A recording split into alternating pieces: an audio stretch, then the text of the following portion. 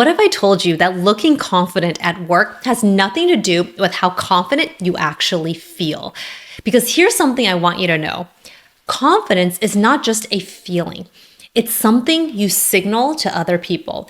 And it's why certain people get promoted, get noticed, and get taken seriously at work. These people have figured it out even on the days when they don't feel confident at all. And in this video, you're going to learn exactly how to do that. Because here's what I don't want to happen to you. I don't want you to walk into an important meeting, a job interview, a high stakes presentation, and you lose that one big opportunity to make a stellar impression because of how you're coming across. Now, I have seen this happen to too many talented, smart, hardworking professionals, and it does not have to be your story. Hi, my name is Jessica Chen, and I am an instructor at Columbia University. I'm also a former Emmy Award-winning TV journalist, and I have written a best-selling communications book called Smart, Not Loud: How to Get Noticed at Work for All the Right Reasons. And I have now taught, I can't believe it, over 2 million people how to communicate with clarity and confidence at work. In this video, I'm going to share with you 5 research-backed ways so you can look more confident at work even though you might not be feeling it inside. Because confidence is not something that you're born with. It's a skill. By the way, stay until the very end of this video because I want you to pay close attention to my last point I'm going to share with you. Because that point is something that I tell every single executive and CEO about how they need to carry themselves when presenting really important information to other people. And I can tell you, yes, even the most senior executives totally feel nervous as well. They've just learned, though, the techniques I'm going to teach you to transform how they can control the way they appear. And once you learn all 5 of these tips, it is going to completely change how people see you and how they respond to you and what opportunities start coming your way as well. So here's the first point. I want you to use your body before your mind is ready. This is what I mean. Now, I know you might be thinking, how can body language really change how people see me? Well, the answer is yes, and the research backs this up. Study from Harvard and Columbia University found that your body positioning directly affects your hormone level. Open, expansive postures like standing tall, shoulders back, taking up space can actually increase your testosterone, the confidence hormone, and decrease cortisol, the stress hormone. Closed body language like crossing your arm, making yourself small, does the exact opposite. It tells your brain that you're under threat and you're not ready. So here's what I want you to do in the next 2 minutes before your next important meeting. Find a private space, even a restroom if that's all you have. Stand tall, feet shoulder width apart, shoulders back and down, chin up, eyes forward, and breathe.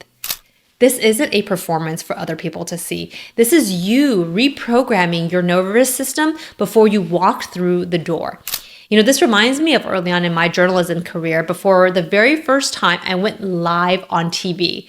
Oh my gosh, I can't even explain how nervous I was. My hands were shaking, my heart was racing.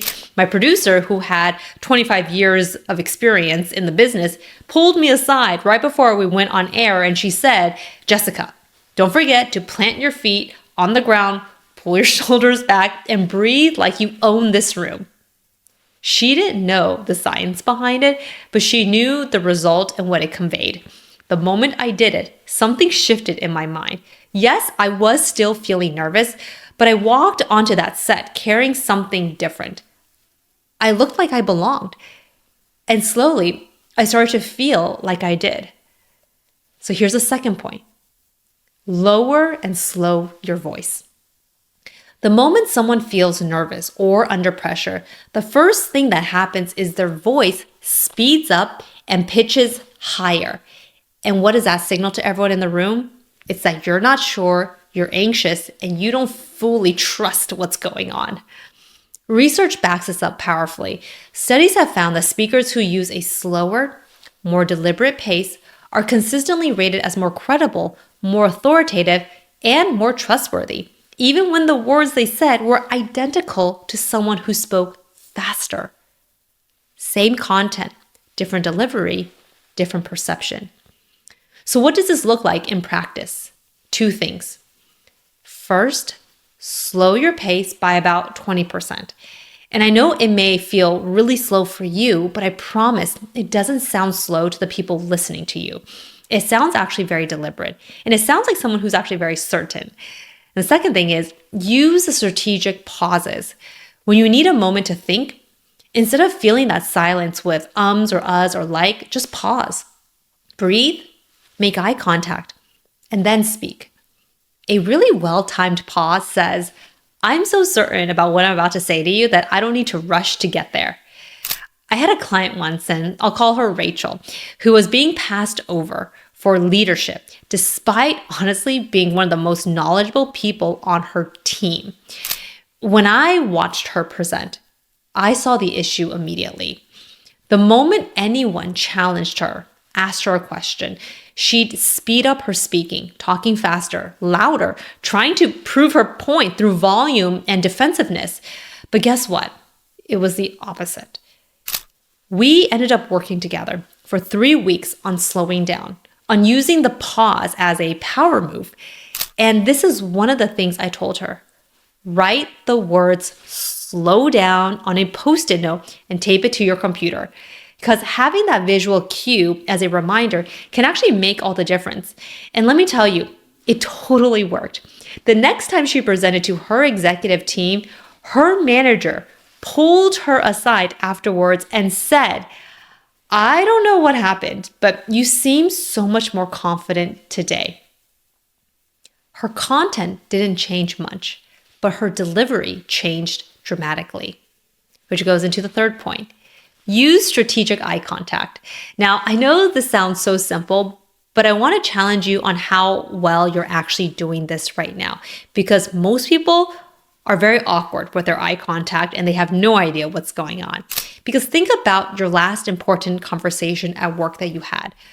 When you were speaking, where were you looking? Was it just your notes? Was it your phone? Was it just scanning the room? Here's what signals to everyone who is watching you. You're not present. You're not certain. And that is not confidence. Body language expert Lillian Glass found that strong, steady contact is actually the single greatest indicator of confidence that humans read in one another. It establishes that connection and it signals that sincerity and it projects that authority. In practice, when you're speaking, I want you to maintain eye contact for 3 to 5 seconds per person. Then shift naturally to somebody else sitting there. Not like a staring, but don't dart around either. Use your gaze as a tool and use it deliberately. Here's the part most people miss entirely. When someone else is speaking and you want to project confidence and clarity, you can also listen with your eyes. Full, direct, engaged eye contact while the other person talks. It's not looking around, it's just attention to them. You can even tilt your head slightly to show that you really are taking in what they're saying. In one of the communication workshops that I host with corporate companies, this one behavior, eye contact alone, can change how an entire room perceives someone before that person has even said a single word. Which goes into my fourth point. And this is the one most professionals are completely unaware of. So pay close attention to this one. I want you to think about whether you have ever said any of these things at work. I just want to quickly mention something. Oh, this must be a dumb question, but sorry, can I jump in real quick? I kind of think we should maybe look into that. Sound familiar? When I was writing my book, Smart Not Loud, How to Get Noticed at Work for All the Right Reasons, I remember I wrote a very specific section on hedging words. And early on in my career, I used them constantly because I thought it was me being polite. It was me being humble. It was me being not as forceful. But what I actually realized was phrases like, this might be a dumb question, or sorry, can I jump in real quick here, were actually diminishing the impact of my voice before I even made my first point. Listen to that again. I was diminishing my own message before I even completed my sentence. Researchers at Northeastern University found that people who use what they call these hedging phrases, like the I think, maybe, kind of, I just, sort of, are consistently rated as less competent and less confident by their listeners, even when the idea they had was solid and strong.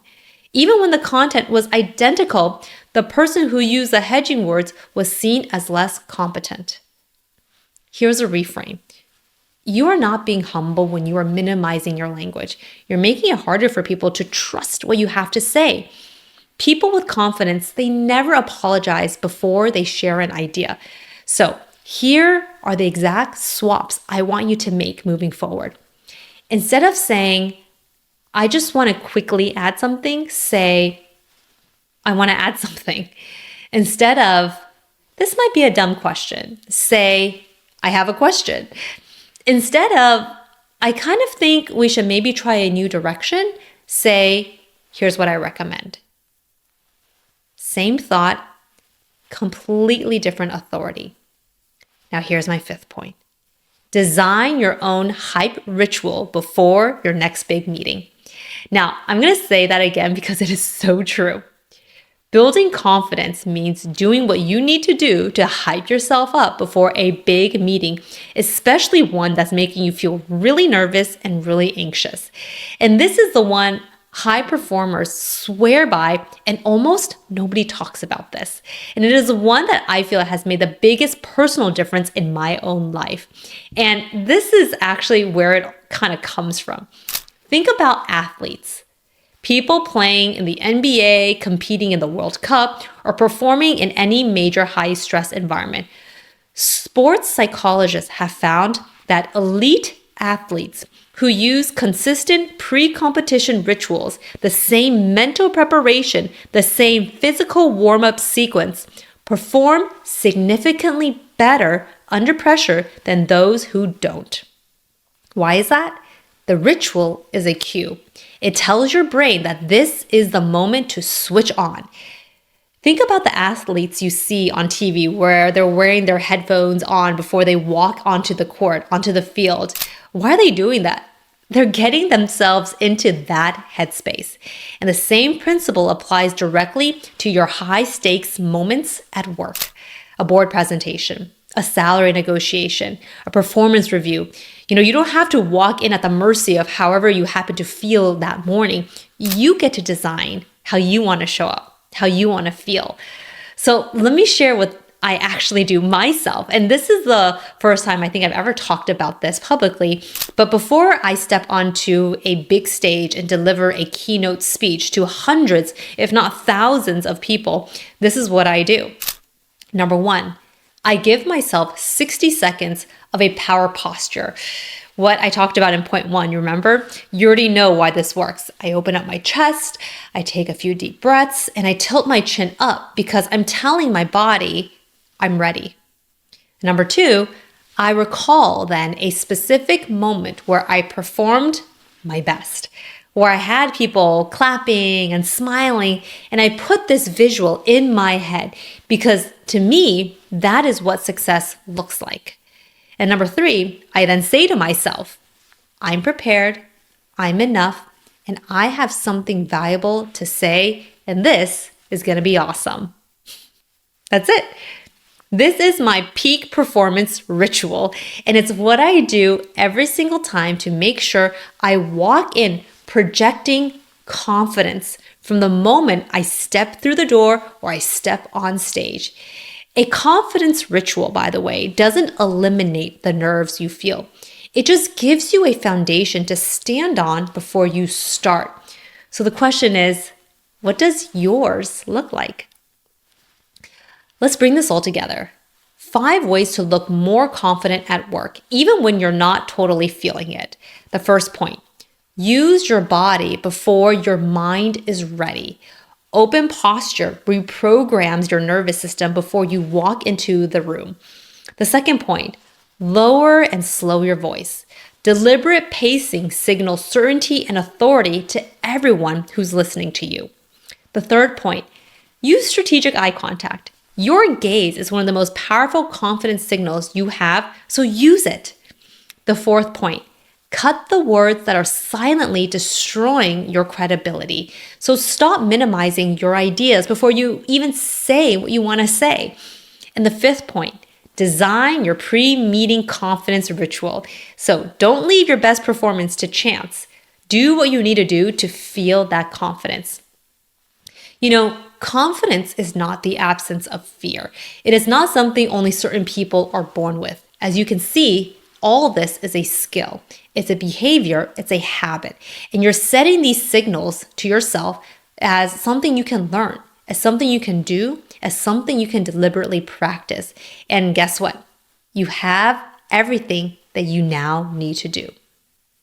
So I want to hear from you. Which of these points really resonated with you? Which one did you like the most? And by the way, comment the word SMART below because I'm going to be DMing you one of my favorite communication workbooks for free that can help you get into this confident communications mindset. And also, don't forget to like and subscribe to this video because I'm releasing brand new ones every month and I don't want you to miss the next amazing one. So with that, I'll see you in our next video.